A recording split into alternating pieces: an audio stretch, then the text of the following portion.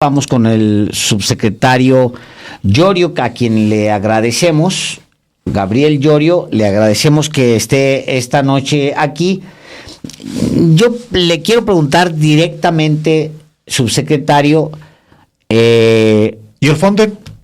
Tal cual. ¿Y el Fonden? ¿Qué es el Fonden? No hay Fonden, ya nos quedamos sin fondos. Bienvenidos a los periodistas. No, muchas gracias Álvaro y Alejandro. Muchas gracias por la invitación y la oportunidad para hablar sobre el Fonden. Creo que ha habido una confusión últimamente. Digamos, al inicio de la administración lo que se decidió desaparecer fue el fideicomiso del Fondo de Desastres Naturales, el cual tenía dos componentes, una estrategia de acumulación de efectivo y también de transferencia de riesgos para poder mitigar el impacto que tuviera un desastre en las finanzas públicas. Esto lo que significa es que si pasaba algo, pudiéramos tener pues recursos disponibles para poder atender las tres fases del desastre, que es atención humanitaria, recuperación y luego reconstrucción.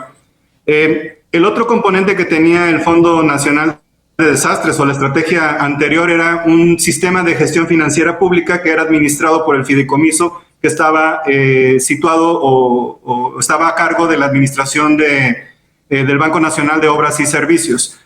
Lo cual generaba procesos burocráticos y hubo algunos eventos de discrecionalidad de gasto o de corrupción.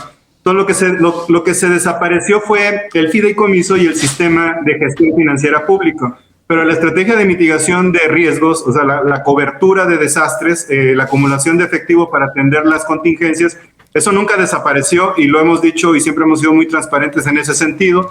Los recursos actualmente se siguen ejecutando, se siguen implementando y seguimos desplegando la estrategia de mitigación de riesgos o de cobertura de riesgos. Y esta estrategia tiene tres grandes componentes. Número uno, hay eventos que sabemos que van a pasar, ¿no? Son recurrentes, pero de menor intensidad. Y los recursos para este tipo de eventos pues son previstos en el presupuesto, porque cada año pasan. Entonces hay una línea presupuestal, un programa de atención de desastres de cerca de 18,000 millones de dólares, incluido en los programas presupuestales. El segundo, tipo de eventos que tienen son menos recurrentes, de un poquito de mayor magnitud, y para eso tenemos una estrategia de reaseguramiento. Tenemos un seguro que contratamos cada año por cerca de 5,000 millones de pesos, que nos permiten tener también una cobertura ante, por ejemplo, terremotos. La tercera, estrategia que tenemos es para eventos de muy poca frecuencia, pero de alta magnitud. Pensemos en un gran terremoto.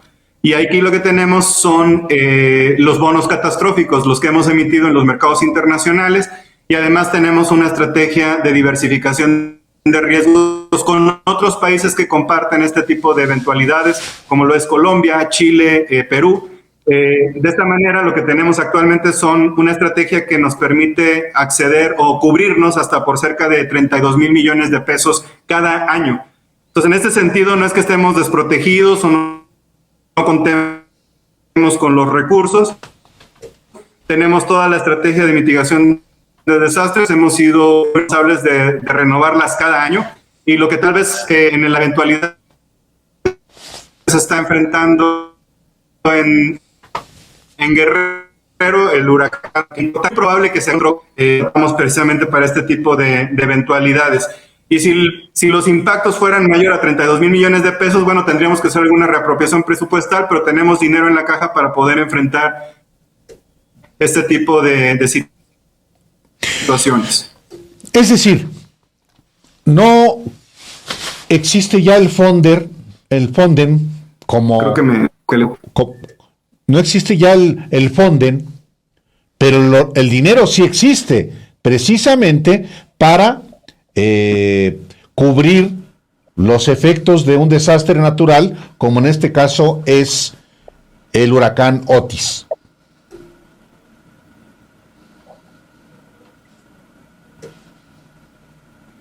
Sí, exactamente. Lo que no existe ya es el fideicomiso, es decir, no hay un fideicomiso de administración que esté en Banobras, y lo que tampoco ya existe es este sistema de formulación de proyectos que estaba a cargo de los municipios que mandaban facturas a Banobras para que se pagaran. Todo ese procedimiento se desapareció. Había proyectos de recuperación o de reconstrucción que llevaban más de 3 años sin poderse ejecutar. Inclusive cambiaban las alcaldesas o los alcaldes municipales, ya no querían continuar con el proyecto. Entonces se había generado un proceso muy burocrático de poder ejecutar los proyectos de infraestructura de recuperación y de rehabilitación. Esa es la parte que se desapareció, y el fideicomiso, los recursos se transfirieron a la tesorería de la Federación, y lo que tenemos ahora es una estrategia de cobertura presupuestal, de transferencia de riesgos a mercados, por una capacidad de financiamiento de hasta 32,000 millones de pesos en esos instrumentos, y capacidad obviamente de reasignar más recursos si fuera necesario. Bueno, tengo que citarlo porque por la cantidad de personas que lo ven y lo citan y también lo retuitean y lo utilizan como una fuente, que es el expresidente Felipe Calderón, quien dice en un primer tramo de su tuit que la población no fue advertida suficientemente y menos movilizada a lugares seguros. Es una explicación que ya está en mano de los científicos. Pues fue un meteoro que sorprendió a la comunidad científica y eso ya lleva un rumbo de discusión. El otro tramo sí le atañe a la Secretaría de Hacienda, porque él dice: el gobierno ya se gastó el fondo de desastres en sus caprichos y en gasto electoral. Eso es lo que dice el expresidente Calderón. ¿Qué dice usted, subsecretario? No, yo creo que tal vez se está confundiendo la desaparición del Fonden como el fideicomiso, y que de hecho estaba descansando en Banobras. Él en algún momento también fue director de Banobras, lo conoce muy bien en su diseño anterior. En realidad, la estrategia de mitigación y sobre todo de suavizar los impactos, es decir, sobre las finanzas públicas, de tener los recursos necesarios, eso nunca desapareció. Lo que desapareció en realidad fue solamente esta estructura burocrática que quedaba fuera del presupuesto. Yo creo que está equivocado, no concuerdo con su apreciación, pero bueno, respeto obviamente cada opinión. Lo que sí tenemos actualmente es una cobertura de riesgos muy bien planificada, muy bien estructurada. Es muy probable que por las características del huracán que está impactando a Guerrero se active el bono catastrófico. Este va a ser un financiamiento adicional a los 18,000 millones de pesos que tenemos como línea presupuestal. Y de hecho el bono catastrófico es por cerca de 485 millones de dólares. Estas estrategias de cobertura ya existían también en el fideicomiso Fonden. Eran las estrategias para poderle dar liquidez al fideicomiso. Lo que aislamos fue las estrategias de financiamiento y mitigación de riesgos, y quitamos los procedimientos burocráticos asociados a la formulación de proyectos para la rehabilitación y recuperación, que es el antiguo diseño de Fonden. México sigue siendo uno de los principales países que despliega estrategias de mitigación de riesgo para desastres naturales. Seguimos siendo un ejemplo, de hecho, en la región. El bono catastrófico fuimos de los primeros países que lo implementamos, y en esta administración, de hecho, en el bono catastrófico original solamente se cubría temblores, ¿no? Terremotos. Ahora se cubre terremotos y también se cubren inundaciones. De hecho, por eso es muy probable que podamos activar el bono catastrófico con el evento que estamos enfrentando en Guerrero. Hemos sido muy responsables cada año, tenemos la cobertura para desastres naturales, eso nunca lo hemos dejado de tener, entonces no necesariamente es totalmente cierta la apreciación del expresidente. Y la otra parte, gasto electoral, dice que el fondo de desastres se fue a gasto electoral, que es algo que también se repitió el día de hoy, pues en otros... En el Senado. En el Senado de la República. Lili Telles dijo, se lo robaron. Para gasto electoral. ¿Tiene congruencia eso? ¿Es posible hacerse? No, de ninguna manera. Los recursos que se integran a la tesorería de la Federación se usan para los fines del presupuesto que están planteados en el Plan Nacional de Desarrollo. No necesariamente están etiquetados a un fin específico, simple y sencillamente entran en la bolsa para financiar el gasto. Esto de manera muy transparente. Se registraron como aprovechamientos en otros ingresos no tributarios. Y fue parte del barrido de fideicomisos que se realizó entre el 2019 y 2020, cuando se implementó una estrategia que casi no discutimos, pero es una estrategia de cuenta única de tesorería, es decir, liquidez que había fuera de la caja fue concentrada en la tesorería, precisamente tratando de blindar un impacto de liquidez que pudiéramos haber vivido en 2020 con la crisis pandémica que nos impactó.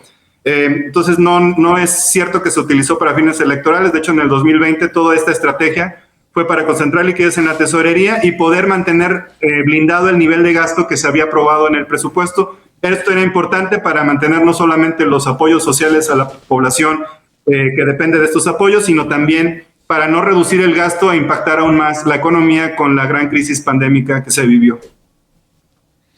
Pues sí, digo, se entiende.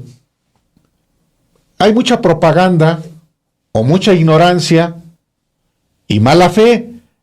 ¿Cuál es lo que, o los tres predominan a la hora de hacer el reclamo y el Fonden?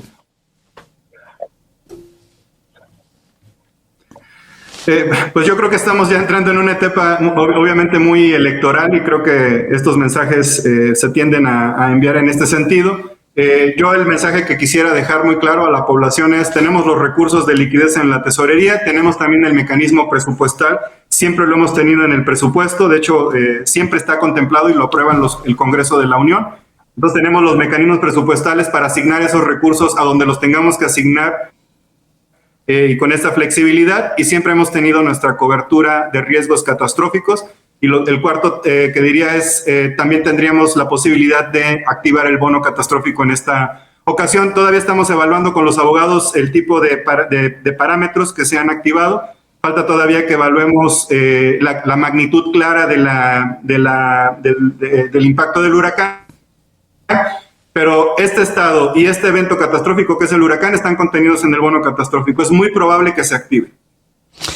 Una última pregunta de mi parte, subsecretario Gabriel Llorio, y viene justamente, cabe en lo que estamos justamente discutiendo ahora mismo. El próximo año, siempre se equivocan hasta por un punto. En este año se equivocaron las proyecciones que había sobre el crecimiento para México en 2023. En 2000 se equivocan, pues el FMI, el Banco Mundial, ¿no? Le erraron ahora le erraron como 1.2 por ahí, estimaron mucho más a la baja del PIB.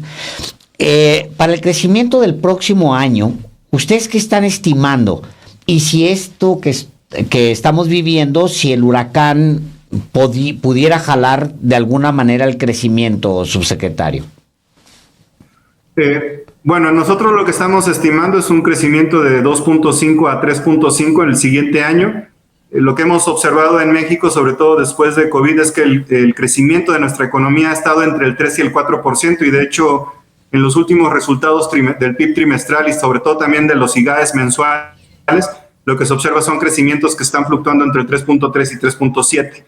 El año pasado, cuando establecimos un crecimiento del 3% con la lectura de información que teníamos en el momento, no solamente era un punto porcentual, de hecho estaban desviados hasta 2 puntos. Había analistas que estaban diciendo que íbamos a crecer 0, entonces se equivocaron por 3 puntos. Los que mejor le atinaron estaban alrededor del 1, 1.5, entonces en realidad se equivocaron por más de 1, de hecho. Luego, a medida que avanza el año, van analizando o revisando sus estimaciones y al final siempre le atinan, pero ya cuando tenemos el 80% de la información del año. Entonces, ¿qué sí estamos observando en esta ocasión? Sí hay una evidencia de una desaceleración global económica, sobre todo en China y en Europa. Estados Unidos también pareciera que está entrando en un ciclo de moderación económica, pero los sectores que están vinculados con el comercio exterior en México siguen manteniéndose fuertes, sobre todo industria automotriz y manufacturas, que empiezan a mostrar algún tipo de debilidad, pero siguen creciendo. Y por eso pensamos con nuestras estimaciones que el crecimiento en México el siguiente año va a estar entre el 2.5 y el 3%, el 3.5%. Este año, con mucha seguridad, de hecho, vamos a crecer 3.5%. Nos quedamos, de hecho, por abajo de va a salir por arriba de la propia estimación. Yo creo que más allá de eso, lo que sí se está observando es, una moderación de crecimiento, pero eso no significa que vamos a entrar en una crisis o en una recesión. Lo que vamos a seguir observando son tal vez crecimientos positivos, tal vez un poquito menores, y por eso nuestro rango de crecimiento lo corrimos en 0.5. En lugar de estar creciendo entre el 3 y el 4, vamos a estar entre el 2.5 y el 3.5, pero México va a seguir creciendo. Ahora, este tipo de eventos como el huracán, de manera indudable, afectan las actividades económicas estatales, destruyen infraestructura, también afectan a la población, hay necesidades de la población que tienen que ser atendidas y siempre hay un impacto económico y hay una pérdida económica y a veces, lamentablemente, a veces también hay pérdidas humanas. Esto es invaluable, pero en este sentido, digamos, todavía falta que se evalúe el impacto del huracán. No pensamos que va a desviar el crecimiento económico del país esta eventualidad, pero sin duda sí hay una afectación en la economía regional que tenemos que atender, adicional a los procesos de recuperación, ayuda humanitaria y reconstrucción. Para estos temas tenemos los recursos que ya describí, pero obviamente, y cerraría con esto mi respuesta, pues estamos enfrentando, creo yo, un proceso de calentamiento global. El cambio climático es una realidad y lo que estamos observando ahora es un incremento en la magnitud de los desastres naturales. De hecho, por eso las coberturas para desastres, las coberturas de riesgos o los seguros, ahora cuestan muchísimo más caros, claro, no solamente en México, sino alrededor del mundo. Pero bueno, continuamos con la estrategia, aunque salga, y creo que además se están recrudeciendo este tipo de eventos y por eso también es importante tener estrategias no solamente de mitigación al cambio climático, sino también para poder financiar los proyectos que atienden este fenómeno en nuestro país. Subsecretario Gabriel Llorio, muchas gracias por informar y contrarrestar con esta información pues versiones mentirosas, como efectivamente que no existe recursos públicos para atender emergencias como en este caso, y también por supuesto por lo que informa sobre el crecimiento, la evolución de la economía en el país. Seguramente vamos a seguir platicando. Muchas gracias, subsecretario, el día de hoy. No, al contrario, muchas gracias, Alejandro, Álvaro. Gracias por la oportunidad. Un saludo a su auditorio y a todos su equipo. Muchas gracias. Muchas gracias. Buenas noches. Buenas noches, subsecretario.